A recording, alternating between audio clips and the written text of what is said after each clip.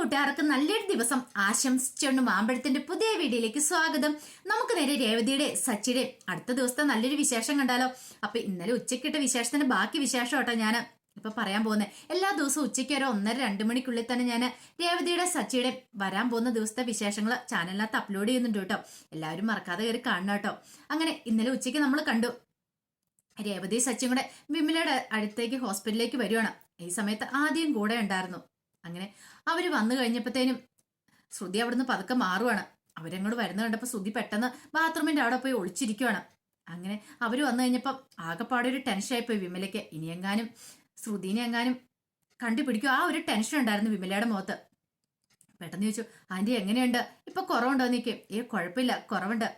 സമാധാനമായി, ഞങ്ങൾ ആകെപ്പാട് ടെൻഷൻ അടിച്ചു പോയെന്ന് പറയണം. ഈ സമയം ആദ്യം വന്നിട്ട് ചോദിച്ചു, അല്ല മുത്തശ്ശിക്ക് എങ്ങനെയുണ്ടെന്ന് ചോദിക്കുക. എനിക്കിപ്പോ കുഴപ്പമില്ല ആദ്യക്കുട്ടാന്ന് പറയാണ്.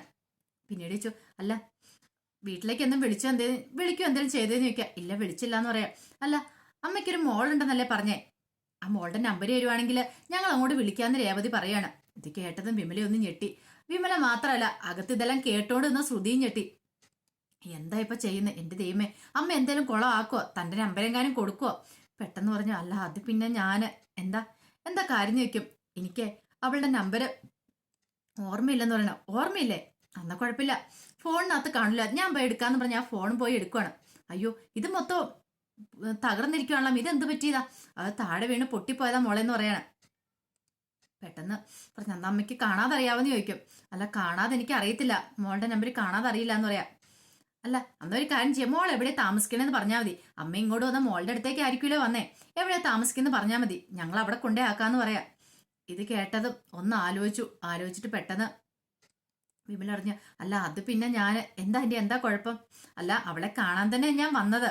ദൈവമേ ചതിച്ചു, അമ്മ എല്ലാം പറയൂന്നാ തോന്നി. ഇനിയിപ്പൊ എന്ത് ചെയ്യും? തന്റെ ജീവിതം തകർന്നെന്ന് കരുതി ശ്രുതി നിൽക്കുക. അല്ല അത് പിന്നെ എന്താ അമ്മ കാര്യം, എന്തെങ്കിലും പ്രശ്നമുണ്ടോ എന്ന് ചോദിക്കാം. അല്ല അവളെ കാണാൻ വേണ്ടി വന്ന, പക്ഷെ അവളിപ്പോ ഇവിടെ ഇല്ലാന്ന് പറയണേ. എവിടെ പോയി? അവള് ദുബായിക്ക് പോയെന്ന് പറയാം. ദുബായിക്ക് പോയ? അതെ, അവളെ കൊണ്ടേ വിട്ടിട്ട് തിരികെ വരുന്ന വഴിയാണ് എനിക്ക് അപകടം ഉണ്ടായെന്ന് പറയാം.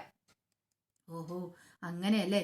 പെട്ടെന്ന് രേവതി ഇങ്ങനെ ആലോചിച്ചു. രേവതിയുടെ ബുദ്ധിയല്ലേ. രേവതി പെട്ടെന്ന് പറഞ്ഞു, അല്ലമ്മേ മോളുടെ എന്തോ കല്യാണമായെന്ന് പറഞ്ഞായിരുന്നല്ലോ, കല്യാണം കഴിഞ്ഞാണോ അല്ലേ? അന്നെങ്കിൽ ആ ഭർത്താവിന്റെ നമ്പർ തന്നാലും മതി, ഞങ്ങൾ വിളിച്ചു പറയാന്ന് പറയാം. പെട്ടെന്ന് പറഞ്ഞു, അല്ല കല്യാണം കഴിഞ്ഞില്ലായിരുന്നു, അത് മുടങ്ങിപ്പോയെന്ന് പറയാം, കുറച്ചാളോട് കഴിഞ്ഞിട്ട് മതിയെന്ന് പറഞ്ഞു പറയാം. പിന്നെ എന്ത് ചെയ്യും? സച്ചി രേവതിയോട് ചോദിക്കുകയാണ്. എന്നാ കുഴപ്പമില്ലമ്മേ, ആ കെട്ടാൻ പോകുന്ന ചെറുക്കൻ്റെ നമ്പർ ആണെങ്കിലും തന്നാൽ മതി എന്ന് പറയാം. അപ്പൊ അവരെ വിളിച്ച് വിവരങ്ങൾ പറഞ്ഞാൽ മതിയല്ലോ, എത്രയും പെട്ടെന്ന് തന്നെ അമ്മയുടെ മോളെ വിവരങ്ങൾ അറിയിക്കുള്ളൂ എന്ന് പറയാം. ഇല്ല അവരുമായിട്ട് എനിക്ക് കോണ്ടാക്ട് ഒന്നുമില്ല, അവരുടെ നമ്പരും അറിയത്തില്ലെന്ന് പറയാം. ഇത് കേട്ടതും ആകെപ്പാടെ ഞെട്ടി. ഇനിയിപ്പൊ എന്ത് ചെയ്യും? അമ്മേനെ എങ്ങോട്ട് കൊണ്ടുപോകുന്ന അറിയത്തില്ല. രേവതി പറഞ്ഞു, അല്ല ആരെങ്കിലും ബന്ധുക്കാരുടെ നമ്പരെങ്കിലും ഉണ്ടോ? ആരുടെയെങ്കിലും തന്നാ മതി. ഇല്ല എനിക്കങ്ങനെ ബന്ധുക്കാരെന്ന് പറയാൻ ആരുമില്ല. ഇനിയിപ്പൊ എന്ത് ചെയ്യും? ആകെപ്പാടെ ടെൻഷനായിപ്പോയി. ഈ സമയത്താണ് ഡോക്ടർ അങ്ങോട്ട് കടന്നു വരുന്നത്. ഡോക്ടർ വന്ന് നോക്കിയിട്ട് പറഞ്ഞു, ഇപ്പൊ എങ്ങനെയുണ്ടെന്ന് ചോദിക്കാം. ഇപ്പൊ കുഴപ്പമില്ല ഡോക്ടർ എന്ന് പറയണം. ഈ സമയം സച്ചിയോടും രേവതിയോടും ചോദിച്ചു, അല്ല നിങ്ങള് ബന്ധുക്കാരൊന്നും അല്ല അല്ലേന്ന് ചോദിക്കണം. അല്ല ബന്ധുക്കാരൊന്നും അല്ല, എനിക്കറിയാം ഈ ആന്റിയെന്ന് സച്ചി പറയാണ്. ആ ശരി ഇവരുടെ കണ്ടീഷൻ ഇപ്പൊ കുറെ ബെറ്റർ ആയിട്ടുണ്ട്. പക്ഷേങ്കിൽ ഇവരെ വീട്ടിലേക്ക് കൊണ്ടായാലും ഇവർക്ക് നല്ല കെയറിങ് വേണം. ഇവരുടെ ബന്ധുക്കാരെങ്കിലും എത്രയും പെട്ടെന്ന് വിവരം അറിയിക്കണമെന്ന് പറയാം. അത് മാത്രമല്ല ഇനി ഇപ്പം മെഡിസിൻ ഒക്കെ കണ്ടിന്യൂ ചെയ്യുകയും വേണം. അപ്പൊ ഇവരുടെ റിലേറ്റീവ്സ് ആരെങ്കിലും ഉണ്ടെങ്കിൽ കാര്യങ്ങളൊക്കെ പറഞ്ഞു കൊടുക്കുക എളുപ്പമായിരിക്കും എന്ന് പറയാം. ശരി ഡോക്ടറെ ഞങ്ങളൊന്ന് നോക്കട്ടെ എന്ന് പറയണം. അങ്ങനെ ഡോക്ടർ പരിശോധിച്ച് കഴിഞ്ഞ് പോയി കഴിയുമ്പോൾ നേഴ്സ് അങ്ങോട്ട് കയറുന്നു. നേഴ്സ് വന്നിട്ട് പറഞ്ഞതേ ഒരു ബില്ല് എമൗണ്ട് ഉണ്ട്, ഡിസ്ചാർജ് ആന്ന് പറയണം. ഇത് കേട്ടതും ലക്ഷ്മിയമ്മല്ലേ വിമല ഒന്നും ഞെട്ടി. ദൈവമേ ഡിസ്ചാർജ് ബില്ലോ? അല്ല എത്ര രൂപയാ? 18,000 രൂപയെന്ന്. 18,000 രൂപയെന്ന് കിട്ടിയെന്ന് സച്ചു പറഞ്ഞു. 18,000 രൂപയോ? അതെ, ഇത് കൊണ്ട് അടച്ചു കഴിഞ്ഞാൽ നിങ്ങൾക്ക് കൂട്ടിക്കൊണ്ട് പോകാന്ന് പറയണം. അതങ്ങ് കൊടുത്തിട്ട് നേഴ്സ് അങ്ങോട്ട് പോവാണ്. ഈ സമയത്ത് വിമല പറഞ്ഞു, ഒരു കാര്യം ചെയ്യാം, ഞാൻ ഇവിടുന്ന് പൊക്കോളാം, എന്റെ വീട്ടിലേക്ക് പൊക്കോളാന്ന് പറയണം. വേണ്ട ഈ അവസ്ഥയിൽ അങ്ങനെ ആന്റി പോകണ്ടെന്ന് സച്ചി പറയണം. അത് കുഴപ്പമില്ല സച്ചി, എനിക്കിപ്പോ പ്രശ്നങ്ങളൊന്നുമില്ല. അത് ശരിയാകത്തില്ല, നല്ല കെയറിങ് വേണമെന്നല്ലേ പറഞ്ഞു. ഒരു കാര്യം ചെയ്യാം, ഞങ്ങളുടെ കൂടെ വീട്ടിലേക്ക് പോരെ, കുറച്ച് ദിവസം അവിടെ നിന്ന് ആരോഗ്യമൊക്കെ ഒന്ന് സെറ്റായിട്ട് ഇനി വീട്ടിലേക്ക് തിരികെ പോയാൽ മതി എന്ന് പറയാം. ഇത് കേട്ട ശ്രുതി ഒന്നും ഞെട്ടി, വിമലയും ഞെട്ടി. വേണ്ട സച്ചി, അതൊക്കെ നിങ്ങൾക്ക് ബുദ്ധിമുട്ടാവും, എനിക്ക് ഒരു കുഴപ്പമില്ല. അതെ ഈ ബില്ല് ഞാൻ പേ ചെയ്യാന്ന് പറയണം. അപ്പൊ ഇത്രയും വലിയ എമൗണ്ട് അതൊന്നും കുഴപ്പമില്ല. പിന്നീട് രേവതിയോട് പറഞ്ഞു, അതെ വീട്ടില് CC അടയ്ക്കാൻ വെച്ചിരിക്കുന്ന പൈസയുണ്ട്, അത് കൂട്ടെടുത്ത് ഈ ബില്ല് അടയ്ക്കാന്ന് പറയാണ്. പിന്നീട് ആദ്യോട് പറഞ്ഞു, ബാള നമുക്ക് പൈസ എടുത്തോണ്ട് വരാന്ന് പറയാണ്. ഈ സമയം വിമല പറഞ്ഞു, വേണ്ട അവൻ ഇവിടെ നിന്നോട്ടെ എന്ന് പറയാണ്. അവൻ ഇവിടെ എൻ്റെ അടുത്തുണ്ടെങ്കിൽ എനിക്കൊരു ധൈര്യം വന്ന് പറയണം. പിന്നീട് രേവതിനെയും കൂട്ടി സച്ചി വീട്ടിലേക്ക് അങ്ങോട്ട് പോവാണ് പൈസ എടുക്കാനായിട്ട്. ഈ സമയം പെട്ടെന്ന് ശ്രുതി അങ്ങോട്ട് ഇറങ്ങി വന്നു. അമ്മേ, ഞാൻ പറഞ്ഞ് മനസ്സിലായല്ലോ, ഇപ്പൊ അമ്മയ്ക്ക് സമാധാനമായല്ലോ. എങ്ങാനും എന്നെ കണ്ടായിരുന്നെങ്കിൽ അതോടുകൂടി തീർന്നേനെ. ഇതാ ഞാൻ പറഞ്ഞ വിറ്റുകളൊന്നും മിണ്ടാൻ പോലെന്ന്. ഇപ്പൊ സമാധാനമായല്ലോ. പെട്ടെന്ന് ആദ്യോട് ചോദിച്ചു, നിന്നോട് ഞാൻ പറഞ്ഞിട്ടില്ലടാ അവളുടെ അടുത്ത് പോയി സംസാരിക്കരുതെന്ന്. എടി, നീ എന്തിനാ അവനെ വഴക്ക് പറയുന്ന? അവൻ എന്ത് തെറ്റ് ചെയ്തേ? ഞാൻ അവിടെ തലറിങ്ങി വീണ് കഴിഞ്ഞപ്പം രേവതി സച്ചി ഇല്ലായിരുന്ന കാണായിരുന്നു. പെട്ടെന്ന് ഒന്നും മിണ്ടാതിരിക്കുന്നുണ്ട് രേവതി സച്ചി. എന്ത് പറഞ്ഞാലും ഉണ്ട് ഇവനിട്ട് ഞാൻ രണ്ടെണ്ണം വെച്ച് കൊടുക്കുന്നുണ്ടെന്ന് പറയാം. ദേ, ഒരു കാര്യം ഞാൻ പറഞ്ഞേക്കാം ശ്രുതി, നീ വേറെ ആരോടെങ്കിലുള്ള ദേഷ്യം മോനോട് തീർത്താണ്ടല്ലോ. എനിക്ക് നല്ല ദേഷ്യം വരുന്നുണ്ടെന്ന് പറയാം. പിന്നീട് ശ്രുതി ഒന്നും മിണ്ടിയില്ല. ശ്രുതി പറഞ്ഞു, ശരി, ഞാൻ ഈ മെഡിസിൻ വാങ്ങിയിട്ട് വരാമെന്ന് പറഞ്ഞുകൊണ്ട് അങ്ങോട്ട് പുറത്തേക്ക് പോവാണ്. ഈ സമയത്ത് രേവതി സച്ചിയോട് പറഞ്ഞു, എനിക്ക് ചില സംശയങ്ങളൊക്കെ തോന്നുന്നുണ്ടെന്ന് പറയണേ. എന്ത് സംശയം? അല്ല, അത് പിന്നെ എന്താന്ന് വെച്ചാലേ, ആ അമ്മയുടെ സൗണ്ടില് സംസാരത്തിലൊക്കെ ഒരു വ്യത്യാസമില്ലേ? ശരിയാ, ശരിക്കും വയ്യാത്തോണ്ട് അതിൻ്റെതായ ഒരു ക്ഷീണത്തില സംസാരിച്ചെന്ന് പറയാ. അതല്ല ഞാൻ പറഞ്ഞേ. പിന്നെ എന്താ, നമ്മൾ ഓരോ ചോദ്യങ്ങളൊക്കെ ചോദിക്കുമ്പോൾ അമ്മയുടെ മുഖത്തൊരു പതർച്ച കണ്ടായിരുന്നോ? അമ്മ ശരിക്കും ആലോചിച്ചിട്ടാ മറുപടി പറഞ്ഞേ മോളെ കുറിച്ച് ചോദിച്ചപ്പോഴൊക്കെ. എനിക്കങ്ങനെ തോന്നിയില്ല. ആ ചിലപ്പോൾ ഈ ക്ഷീണം കൊണ്ടൊക്കെ ആയിരിക്കും. അതല്ല സച്ചിയേട്ടാ, എന്തോ അമ്മ എന്തോ നമ്മളിൽ നിന്ന് മറയ്ക്കാൻ ശ്രമിക്കുന്നുണ്ട്. ഒരു പക്ഷെ മോളെ കുറിച്ച് ചോദിച്ചപ്പോൾ തന്നെ അമ്മ പറഞ്ഞു കേട്ടില്ലായിരുന്നോ മോള് ദുബായിക്ക് പോയെന്നൊക്കെ? എനിക്ക് അതങ്ങോട്ട് വിശ്വസിക്കാൻ പറ്റുന്നില്ലെന്ന് പറയാം. ആ സമയത്താണ് ശ്രുതി അങ്ങോട്ട് വരുന്നത്. ശ്രുതി കേട്ടു ഇവർ പറയണേ. രേവതിയുടെ സംശയങ്ങളൊക്കെ കേട്ടു. അപകടമാണല്ലോ എന്ന് ശ്രുതിക്ക് മനസ്സിലായി. എനിക്ക് നല്ല സംശയമുണ്ട്, ആ അമ്മ നമ്മളോട് കള്ളത്തരം പറയുകയാണോന്ന്. അമ്മയുടെ മോൾ ഒരിടത്തും പോയിട്ടില്ലെന്ന് എനിക്ക് തോന്നി. ഈ സമയം സച്ചി പറഞ്ഞു, നീ അതൊന്നും മൈൻഡ് ആക്കണ്ട, ബാ നമുക്ക് പോയി പൈസ എടുത്തോണ്ടാന്ന് പറഞ്ഞ് അങ്ങോട്ട് പോവാണ്. പിന്നീട് കാണിക്കുന്നേ, ശ്രുതി നേരെ വിമലയുടെ അരിയിലേക്ക് വന്നിട്ട് പറഞ്ഞു, ബാ നമുക്ക് പോകാന്ന് പറയാണ്. എങ്ങോട്ട്? അമ്മ പെട്ടെന്ന് വാ, അവര് വരുന്നതിനിപ്പുറം നമുക്ക് ഇവിടുന്ന് പോകണമെന്ന് പറയാം. അത് മോളെ, ഞാൻ അവരോട് യാത്ര പോലും പറയാതെ അന്ന് അമ്മ അവിടെ ഇരുന്നു, യാത്രയും പറഞ്ഞ് എല്ലാം കഴിഞ്ഞിട്ട് വന്നാൽ മതി. അപ്പൊ എന്റെ ജീവിതം കൂടെ തകരുമല്ലോ, അമ്മയ്ക്ക് സമാധാനം ആവുമല്ലോ എന്ന് പറയാം. അമ്മേ, അവര് വരുന്നതിന് മുമ്പ് എത്രയും പെടുന്ന് പോകണം, അല്ലെങ്കിൽ അമ്മേനെ കൊണ്ട് അവർ വീട്ടിലേക്കായിരിക്കും വരുന്നേ. പിന്നെ എന്റെ അവസ്ഥ എന്താണെന്ന് അറിയാലോ, അതുകൊണ്ടാണ് ഞാൻ പറഞ്ഞതെന്ന് പറയാം. എടി, ഇപ്പൊ എന്താ ചെയ്യുന്നേ? ഞാൻ പറയുന്നല്ലോ അങ്ങോട്ട് കേട്ടാ മതി.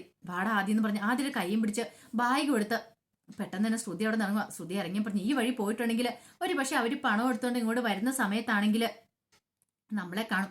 അതുകൊണ്ട് ഇപ്പുറത്തെ വഴിക്ക് പോകാന്ന് പറഞ്ഞിട്ട് വേറൊരു വഴിക്കാണ് അവര് ഹോസ്പിറ്റലിൽ നിന്ന് പോകുന്നത്. അങ്ങനെ ഈ സമയം സച്ചിൻ രേവതി പൈസ എടുത്തോണ്ട് വരുവാണ് ബില്ലടയ്ക്കാളെ. അങ്ങനെ മുറിയിലേക്ക് വന്നു കഴിഞ്ഞപ്പോ വിമലേനെയും ആദ്യം കാണുന്നില്ല. ഇവരിത് എവിടെ പോയി? പെട്ടെന്ന് താഴെ ചെന്ന് നേഴ്സിംഗ് റൂമിൽ ചോദിച്ചു കഴിഞ്ഞാൽ പറഞ്ഞു, അവര് പോയല്ലോ എന്ന് പറഞ്ഞു. പോയോ? അല്ല, ബില്ലടച്ചിട്ടില്ല. ബില്ലൊക്കെ അടച്ചെന്ന് പറയണം. ആരടച്ചു? അവിടെ ഒരു ബന്ധു വന്ന് അടച്ചു. കൊണ്ടുപോയെന്ന് പറയാ. ഇത് കേട്ടതിന് രേവതി പറഞ്ഞു, ഞാൻ അപ്പോഴേ പറഞ്ഞില്ലേ അമ്മ എന്തോ മറയ്ക്കുന്നുണ്ടെന്ന്. അമ്മ പറഞ്ഞു ആരും ബന്ധുക്കാരില്ലെന്നല്ല പറഞ്ഞേ. പിന്നെ പെട്ടെന്ന് എങ്ങനെ ബന്ധുക്കാരുണ്ടായത്? അത് പക്ഷെ ചിലപ്പോൾ അറിയാവുന്ന ആരെങ്കിലും, പിന്നെ അറിയാവുന്ന ആരെങ്കിലും ഇങ്ങനെ 18,000 രൂപ കൊടുത്ത് വന്നിറക്കിക്കൊണ്ട് പോകുന്ന ചോദിക്കാം. ചിലപ്പം അമ്മേനെ കാണാൻ ആരെങ്കിലും വന്നിട്ടുണ്ടായിരിക്കും എന്ന് പറയാം. അല്ല, അമ്മയ്ക്കെന്നാ ഒരു വാക്കെങ്കിലും പറഞ്ഞിട്ട് നമ്മളോട് പോകാൻ മേലായിരുന്നോ? അമ്മ നമ്മളോടൊന്നും പറഞ്ഞില്ലോ എന്ന് പറയാം. ഒന്ന് ഫോൺ വിളിച്ചിട്ടെങ്കിലും പറയാൻ മേലായിരുന്നോ? അല്ലാതെ പിന്നെ അമ്മയുടെ ഫോൺ പോയിരിക്കാന്നല്ലേ രേവതി പറഞ്ഞേ. അതുകൊണ്ടായിരിക്കും അമ്മ വിളിക്കാത്തെ. പിന്നെ അവളുടെ സ്വന്തം മോളുടെ നമ്പർ പോലും അമ്മയ്ക്ക് കാണാപ്പാടം അറിയത്തില്ല. ഇന്നത്തെ കാലത്ത് ഫോൺ ഉള്ളതുകൊണ്ട് ആരും ഇങ്ങനെ നമ്പരൊന്നും കുറിച്ച് വെക്കാറില്ല. നമ്പർ ഇങ്ങനെ മനസ്സിൽ ഓർത്തിരിക്കാറില്ല. പണ്ടൊക്കെ എന്ന് പറഞ്ഞാൽ നമ്മളെല്ലാം മനസ്സിൽ നമ്മുടെ നമ്പർ ഇങ്ങനെ ഓർത്ത് വെക്കുമായിരുന്നു. പക്ഷെ ഇപ്പോഴും ഫോണിൽ നമ്പർ അടിക്കുന്നതുകൊണ്ട് പേര് സേവ് ചെയ്തിടുന്നതുകൊണ്ട് നമ്മൾ ഓർത്ത് വെക്കാറില്ലോ. അപ്പൊ അമ്മേനും കുറ്റം പറഞ്ഞിട്ട് കാര്യമില്ല. അതുകൊണ്ടായിരിക്കും അമ്മ വിളിക്കാതിരിക്കുന്നു പറയാം. പക്ഷെ രേവതിക്ക് എന്തോ ഒരു സംശയം. രേവതി പറഞ്ഞു, അവരുടെ മകൾ ഇവിടെ തന്നെയുണ്ട്, ഒരിടത്തും പോയിട്ടില്ല. ഒരുപക്ഷെ ആ ബന്ധുവായിട്ട് വന്ന് ഇനിയിപ്പോൾ അവരുടെ മോള് തന്നെയാണോ? എനിക്ക് നല്ല സംശയമാണ് സച്ചേട്ടാന്ന് പറയാം. ഇനി എന്തേലും ആട്ടെ, അമ്മ പോയല്ലോ, കുഴപ്പമില്ല, സമാധാനമല്ല. അമ്മയ്ക്ക് എത്രയും പെട്ടെന്ന് സുഖമായ മതി എന്ന് പറയാം. പിന്നീട് അവളെ വിമലനെ കൊണ്ട് ശ്രുതി നേരെ ചെല്ലുന്നേ. ശ്രുതിയും മീരയും കൂടെ നേരത്തെ താമസിച്ച വീട്ടിലേക്കാണ്. അവിടെ ചെന്ന് കഴിഞ്ഞപ്പം വിമല ചോദിച്ചു, ഇതെന്താ മോളെ ഇവിടെ വന്നേ? അതെ, ഇനി ഇവിടെ 2 ആഴ്ച അമ്മ നിന്നിട്ട് പോയാൽ മതി എന്ന് പറയാം. 2 ആഴ്ച ഇവിടെ നിൽക്കാനാ? അതെ. ആദ്യം പെട്ടെന്ന് വെച്ചാൽ ഇവിടെയാണോ ഇനി നമ്മൾ നിൽക്കണേന്ന് ചോദിക്കണം. അത് ഇവിടെ നിൽക്കുന്നതെന്ന് പറയാം. ആദ്യം ഭയങ്കര സന്തോഷമായി. ആദ്യം അവിടെ കിടന്ന് തുള്ളിച്ചാടി കളിക്കുവാണ്. ഈ സമയത്ത് വിമല പറഞ്ഞു, ഇവിടെ നിന്നാൽ ശരിയാകത്തില്ല, എനിക്ക് വീട്ടിലേക്ക് പോകണമെന്ന് പറയാം. ദേ, അമ്മ പറയുന്ന അനുസരിക്ക്. അമ്മ വീട്ടിലേക്ക് എന്നിട്ട് വീണ്ടും തല ഇറങ്ങി വീഴാനാണെന്ന് ചോദിക്കും. അതല്ല മോളെ, നിനക്കറിയാലോ ഇവിടെ നിന്നിട്ടുണ്ടെങ്കിൽ ശരിയാവത്തില്ല. ഇവന്റെ പഠിത്തമൊക്കെ പോകത്തില്ലേ? അത് കുഴപ്പമില്ല, ഞാൻ ടീച്ചറിനെ വിളിച്ച് കാര്യങ്ങളൊക്കെ സംസാരിച്ചോളാം. അതെ, അമ്മയ്ക്ക് ഇപ്പം വേണ്ട മെഡിസിന് നല്ല ആരോഗ്യം വേണ്ടേ? അല്ല, അവൾ ഇവിടെ ഇല്ല, മേരി ഇല്ലേന്ന് ചോദിക്കും. അവളൊരു ജോലിക്കാര്യത്തിനായിട്ട് പോയിരിക്കുക. 2 ദിവസം കഴിഞ്ഞിട്ടേ വരുള്ളൂ. 2 ദിവസം കഴിയുമ്പോൾ അവൾ വരും. പിന്നെ അവൾ ഇവിടെ കാണും. പിന്നെ അമ്മയ്ക്ക് പേടിക്കേണ്ട കാര്യമൊന്നുമില്ല. പിന്നെ ഇടയ്ക്കിടയ്ക്ക് ഞാനും വരുമല്ലോ. പിന്നെ എന്തിനാ വിഷമിക്കണേന്ന് ചോദിക്കും. എന്നാലും മോളെ, ഞാൻ ഒന്നും പറയണ്ട, പറയുന്ന അങ്ങോട്ട് അനുസരിച്ചാൽ മതി എന്ന് പറയാ. പിന്നീട് ആദ്യം ശ്രുതിയുടെ അടുത്ത് നിന്നിട്ട് പറഞ്ഞു, അതെ, ഞാൻ ആ രേവതി ആന്റിയെ കുറിച്ചുള്ള കാര്യങ്ങളൊക്കെ ആരോടും പറഞ്ഞിട്ടില്ല. അതെ എന്നോട് ആന്റിനെ കുറിച്ച് ചോദിച്ചിട്ടുണ്ടായിരുന്നു. കല്യാണി ആന്റിയെ കുറിച്ച് ചോദിച്ചു കഴിഞ്ഞപ്പം ഞാൻ രേവതി ആന്റിയെ കുറിച്ച് ഒന്നും പറഞ്ഞിട്ടില്ല. കല്യാണി ആന്റിയെ കുറിച്ച് ഒന്നും രേവതി ആന്റിയോട് പറഞ്ഞില്ലെന്ന് പറയണം. മിടുക്കൻ, ഗുഡ് ബോയ് എന്നൊക്കെ ആദ്യോട് പറയാം. ഇനി നീ ഒന്നും പറഞ്ഞേക്കില്ല കേട്ടോ എന്ന് പറയാം. ഇല്ല, ഞാൻ ഇനി ആരോടും ഒന്നും പറയത്തില്ലെന്ന് ആദ്യം പറയാണ്. അവൻ വലിയ കാര്യം പോലെയാ വന്ന് പറഞ്ഞിട്ട് പോകുന്നേ. പിന്നീട് ശ്രുതിനെ അടുത്ത് പിടിച്ചിരുത്തിയിട്ട് വിമല പറഞ്ഞു, അതേ മോളെ, എനിക്കൊരു കാര്യം പറയണ്ട്. ഇനിയെങ്കിലും നീ ഇത് മറച്ചു വെക്കരുത്. ഉള്ള കാര്യങ്ങളൊക്കെ തുറന്നു പറ. രേവതി സച്ചി നീ ഉദ്ദേശിക്കുന്ന പോലെ ആൾക്കാരൊന്നുമല്ല, പാവങ്ങളാന്ന് പറയാം. ദേമ്മേ, ഒരു കാര്യം ഞാൻ പറഞ്ഞേക്കാം. അവരെ ശരിക്കും അറിയത്തില്ലാഞ്ഞിട്ടാ. ഞാൻ വിചാരിച്ചുള്ളത് സച്ചിയാണ് ഏറ്റവും ഊടായി പിടിച്ചാണ്. പക്ഷെ അതല്ല, ആ രേവതിയാന്ന് പറയാം. ഇന്നാണെങ്കിൽ ഞാൻ കേട്ട കാര്യമാണ്. എന്നെ കുറിച്ചൊന്ന് അന്വേഷിച്ചറിയണം എന്നൊക്കെ. എന്നെ കുറിച്ചല്ല, അമ്മേനെ കുറിച്ച്. അമ്മയുടെ എന്താ അമ്മയ്ക്ക് ആളുടെ റിലേറ്റീവ്സ് ഉണ്ടോന്നൊക്കെ. അവള് കുതന്ത്ര ബുദ്ധി പിടിച്ചോളാന്ന് പറയാം. ഇത് കേട്ടെന്ന് പറഞ്ഞു, അല്ല അങ്ങനെ ഒരു സാഹചര്യം ആയതുകൊണ്ടായിരിക്കില്ലേ അവളെങ്ങനെ. അമ്മ കൂടുതലൊന്നും ന്യായീകരിക്കാൻ വരണ്ട. അല്ല മോളെ, എപ്പോഴാണെങ്കിലും കാര്യങ്ങളൊക്കെ അറിയണം. ഒരു പക്ഷേ രേവതി സച്ചിയും അറിയുവാണെങ്കിൽ നമ്മളെ അവർ സപ്പോർട്ട് ചെയ്യത്തുള്ളൂ എന്ന് പറയാം. പിന്നെ സപ്പോർട്ട് ചെയ്തു, അമ്മയ്ക്ക് അറിയത്തില്ലാഞ്ഞിട്ട് അവരുടെ സ്വഭാവമൊക്കെ. രേവതി അറിഞ്ഞിട്ടുണ്ടെങ്കിൽ ആ നിമിഷം തന്നെ വീട്ടിലറിയും. പിന്നെ ഞാൻ ആ വീട്ടിൽ നിന്ന് പുറത്താ. അത് അമ്മയ്ക്ക് വേണോന്ന് ചോദിക്കുകയാണ്. ഈ സമയം വല്ലാത്ത വിഷമമായി പോയി വിമലയ്ക്ക്. എന്ത് ചെയ്യണമെന്ന് അറിയത്തില്ല. അവള് പറയുന്നത് ശരിയാ. ഇനിയിപ്പോ താൻ കാരണം അവളുടെ ജീവൻ നശിച്ചിട്ടുണ്ടെങ്കിൽ പിന്നെ അത് മതി. തനിക്ക് ജീവിതകാല സ്വസ്ഥത സമാധാനം ഉണ്ടാകത്തില്ല. പിന്നെ ശ്രുതി പറഞ്ഞു, ഞാനിങ്ങനെ ജീവിക്കുന്നതുകൊണ്ട് അമ്മയ്ക്ക് കുഴപ്പമൊന്നുമില്ല. ഇപ്പോഴാണെങ്കിൽ വീട്ടിൽ ആരും അറിഞ്ഞിട്ടില്ല. പക്ഷെ ഇതെങ്ങാനും അറിയുന്ന നിമിഷം അതോടുകൂടി തീർന്നെന്ന് പറയാം. ഇനിയിപ്പം ഞാനായിട്ട് പറയാൻ പോകുന്നില്ല. നീ എന്താന്ന് വെച്ചാൽ ചെയ്തോ. ഞാൻ നോക്കിയെടുത്തോളം നല്ലവനാ സച്ചിൻ രേവതിയും. അല്ലെങ്കിൽ തന്നെ രേവതിയല്ലേ ആദ്യയുടെ ജീവൻ രക്ഷിച്ച്. ഓ, അതാണ് അമ്മയ്ക്ക് ഇത്ര സിമ്പതി. ആ ജീവൻ രക്ഷിച്ചെന്ന് പറഞ്ഞുകൊണ്ട് എപ്പോഴും നമ്മൾ അവളെ കുമ്പിട്ട് നിൽക്കണമെന്ന് ചോദിക്കും. അല്ല മോളെ, അതുകൊണ്ടല്ല. അമ്മ കൂടുതലൊന്നും പറയണ്ട. എനിക്ക് നല്ല ദേഷ്യം വരുന്നുണ്ട്. അമ്മയ്ക്ക് വയ്യാത്തോണ്ട് ഞാനൊന്നും പറയുന്നില്ല. ഇതേ ആഹാരം ഉണ്ടാക്കി വെച്ചേക്കാം ഞാൻ. എന്നിട്ട് ഞാൻ പോവുക. കാരണം എനിക്ക് അധികം സമയം ഇവിടെ നിൽക്കാൻ പറ്റില്ലെന്ന് പറയണം. ഈ സമയത്ത് സുധി നേരെ വീട്ടിലേക്ക് വരുവാണ്. സുധി വീട്ടിലേക്ക് വന്നു കഴിഞ്ഞപ്പം ചന്ദ്രമതി എന്നിട്ട് അല്ല നീ ഇത്ര സമയം എവിടെയായിരുന്നു ചോദിക്കും. എൻ്റെ അമ്മേ, ഞാൻ പുറത്ത് പാർക്കിലൊക്കെ പോയിരുന്നു. അല്ലാതെ ഇങ്ങോട്ട് വന്നിട്ടുണ്ടെങ്കിൽ ഈ ശ്രുതി എങ്ങാണ്ട് ഇവിടെയാണ്ട് ചോദിക്കുമല്ലേ ഞാനിത് എന്താ നേരത്തെ വന്നേന്നൊക്കെ. എടാ, എത്ര നാൾ നീ ഇങ്ങനെ ഒളിച്ചു കളിക്കുമെന്ന് ചോദിക്കുക. അല്ല അമ്മ, എനിക്കറിയില്ല. എടാ, നീ എത്രയും പെട്ടെന്ന് ഒരു ജോലി സമ്പാദിക്കാൻ നോക്ക്. ഒരു ജോലി ഇല്ലാത്ത കാര്യം ഒന്ന് ഓർത്ത് വയ്ക്കേ. അടുത്ത മാസം മുതൽ നിന്റെ ശമ്പളം വീട്ടു ചെലവിനായിട്ട് എടുക്കുമെന്ന് അവള് പറഞ്ഞിരിക്കുന്നത്. നിന്റെ ജോലിയും കൂടെ പോയെന്ന് പറഞ്ഞാൽ അവളുടെ അവസ്ഥ എന്തായിരിക്കും? ചിന്തിക്കാൻ പറ്റുന്നതിൽ അപ്പുറമായിരിക്കും എന്ന് പറയാം. അല്ല, ഇപ്പൊ ഞാൻ എന്ത് ചെയ്യണമെന്ന് അമ്മ പറയണേ? നീ ഒരു ജോലി എവിടെയെങ്കിലും അന്വേഷിക്കുക. ജോലി പോയി കഴിഞ്ഞിട്ട് വേറെ ജോലി കിട്ടുവാണെങ്കിൽ പിന്നെ അവൾക്ക് കുഴപ്പമില്ല. അല്ലെങ്കിൽ അവൾക്ക് സഹിക്കാൻ പറ്റുന്ന കാര്യമല്ലെന്ന് പറയാം. ഇത് കേട്ടെന്ന് സുധി ശരിയെന്ന് പറയണം. അങ്ങനെ ചന്ദ്രമതി ചായ കൊണ്ട് കൊടുക്കുകയാണ്. ശ്രുതി അങ്ങനെ ചായ കുടിച്ചുകൊണ്ടിരിക്കുന്ന സമയത്ത് ശ്രുതി അങ്ങോട്ട് വരുന്നേ.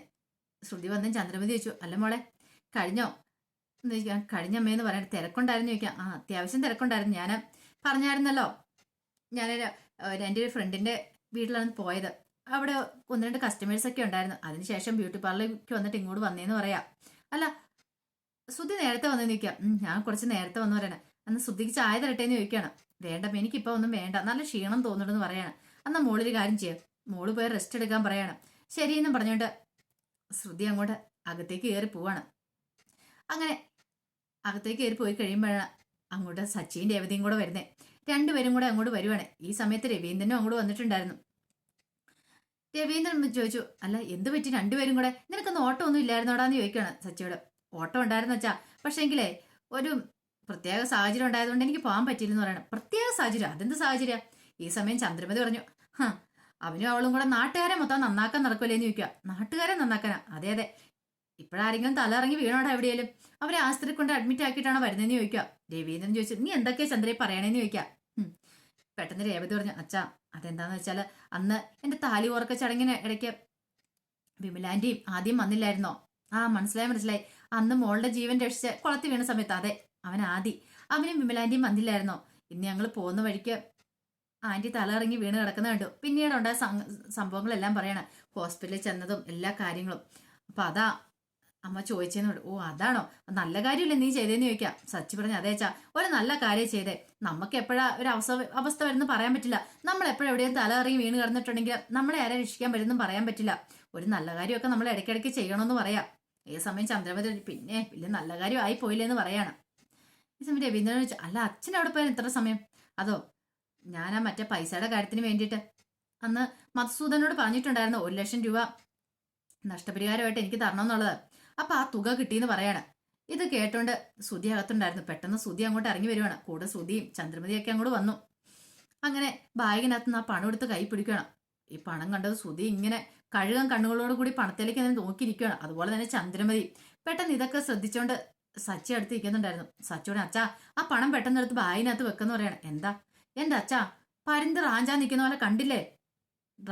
റാഞ്ചാ നോക്കി നിൽക്കുന്നേ, എടുത്ത് വെച്ചില്ലേ മിക്കവാറും ഈ പണം അടിച്ചു മാറ്റി ഇപ്പൊ ഒരു ഓട്ടോ ഓടുമെന്ന് പറയണം. ഇത് കേട്ടിട്ട് സുധിക്ക് അങ്ങോട്ട് ദേഷ്യം വന്നു. അതെ എന്റെ ഭർത്താവ് അത്രക്കാരനൊന്നും അല്ലെന്ന് പറയാം. പിന്നെ അത്രക്കാരനല്ല പോലും, ഭർത്താവിന്റെ തനി സ്വരൂപം അറിഞ്ഞിട്ടില്ല, അതുകൊണ്ടാ തനി നേരം അറിഞ്ഞു കഴിയുമ്പോ പെങ്ങൾക്ക് അതെല്ലാം മനസ്സിലാവുമെന്ന് പറയാം.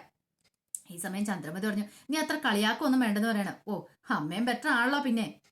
ഈ സമയം ചന്ദ്രമതി പറഞ്ഞു അതെ കുറെ കടങ്ങളൊക്കെ ഉണ്ട് കല്യാണത്തിന്, അതൊക്കെ വീട്ടണം, കുറച്ച് പൈസ വേണമെന്ന് പറയണം. പെട്ടെന്ന് രവീന്ദ്രൻ പറഞ്ഞു അതെ നിനക്ക് കട ഉള്ള പോലെ തന്നെ സച്ചിക്കും കുറെ കടങ്ങളൊക്കെ ഉണ്ട് അറിയാലോ, സച്ചി ഈ വീട് മുന്നോട്ട് കൊണ്ടുപോകുന്ന അവനല്ലേന്ന് ചോദിക്കുക. ഈ സമയം ചന്ദ്രമതി പറഞ്ഞു ഓഹോ അപ്പൊ അങ്ങനെയാണല്ലേ. രവീന്ദ്രൻ പറഞ്ഞു ഇത്രയും കാലമായിട്ട് ഞാൻ നിന്റെ കയ്യിലല്ലേ പൈസയൊക്കെ തന്നോണ്ടിരുന്നേ, അതുകൊണ്ട് ഒരു കാര്യം ചെയ്യ, നീ തന്നെ ഇത് വെച്ചോ, പക്ഷെ ഒരു കാര്യമുണ്ട്, പൈസ എടുത്ത് ചെലവാക്കിയേക്കല്ല. സച്ചിക്ക് ആവശ്യം വരുമ്പോൾ അവൻ ചോദിച്ചു കഴിയും പൈസ എടുത്ത് കൊടുത്തേക്കണമെന്ന് പറയാ. ഇത് കേട്ട് കഴിഞ്ഞപ്പോൾ ഒരു ചെറിയ പഞ്ചിരിയോട് കൂടി ചന്ദ്രമതി ആ പൈസ മേടിക്കണം. പൈസ മേടിച്ച് മുറിയിലേക്ക് പോകുമ്പോൾ സുധി അവിടെ അമ്മയെന്ന് വിളിക്കുന്നുണ്ട്. പക്ഷെ ചന്ദ്രമതി മൈൻഡ് ചെയ്യാതെ അങ്ങോട്ട് പോവാണ്. അപ്പൊ അതിന്റെ വിശേഷങ്ങളൊക്കെയാ കാണുന്നത്. ഇതിന്റെ ബാക്കി വിശേഷങ്ങളുമായിട്ട് നാളെ ഉച്ചയ്ക്ക് തന്നെ വരാട്ടോ. അപ്പൊ ഇതിന്റെ ബാക്കി വിശേഷമാണ് നാളെ ഉച്ചയ്ക്ക് നമ്മൾ പറയാൻ പോകുന്നത്. എല്ലാ ദിവസവും രാവിലെ ഞാൻ വിശേഷം ഇടുന്നുണ്ട്, അത് ഇന്ന് കാണിക്കുന്ന വിശേഷമായിട്ട് ഇടുന്നത്. അപ്പൊ അതിന്റെ ബാക്കിയല്ല കേട്ടോ, അത് ഇതിന് വരുന്നുള്ളൂ. അപ്പൊ ആ വിശേഷങ്ങളൊക്കെ നമുക്ക് എല്ലാവർക്കും കാത്തിരിക്കാം കേട്ടോ. അപ്പൊ ആദ്യമായി കാണുന്നവരാണെങ്കിൽ ചാനൽ ഇഷ്ടപ്പെട്ടൊന്ന് സബ്സ്ക്രൈബ് ചെയ്യാൻ മറക്കരുതേ. അതോടൊപ്പം തന്നെ കണ്ടുകൊണ്ടിരിക്കുന്ന എല്ലാവരുടെ സപ്പോർട്ടിലേക്കും തുടർന്നും പ്രതീക്ഷിച്ചുകൊണ്ട് എല്ലാവർക്കും ഒരിക്കൽ കൂടി നല്ലൊരു ദിവസം ആശംസിച്ചുകൊണ്ട് നിർത്തുന്നു.